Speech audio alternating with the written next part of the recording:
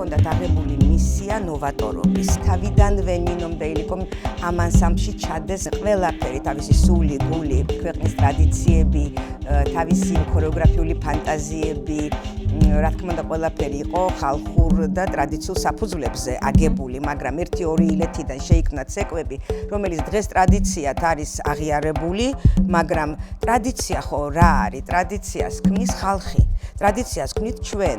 აი ესე დაიდგა და დღეს არ ვიცი სამაია იქნება ეს თუ დაისის მასიური ქართული თუ ხევსურული თუ ხანჯლური თუ ის ცეკვები, რაც ჩვენი კლასიკური პროგრამის ნაწილია, ისიც ძალიან ნოვატორული იყო თავის დროზე და ძალიან დიდი კრიტიკა დაიმსახურა, რომ ეს არ არის ქართული, ეს არის მოგონილი.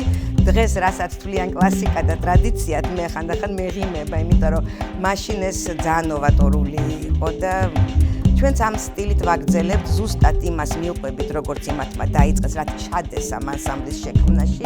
ფაქტიურად ილიკომ და ნინომ მაშინ შექმნეს ხალხური შოუ, რომელიც იყო უნიკალური, იმიტომ ჰქონდათ ესეთი აღიარება მთელ მსოფლიოში, იმიტომ რომ არსად ესეთი რამე არ ხდებოდა, რომ გააკეთო ნარევი მიქსტი ფოლკლორის, მოდერნის და კლასიკის.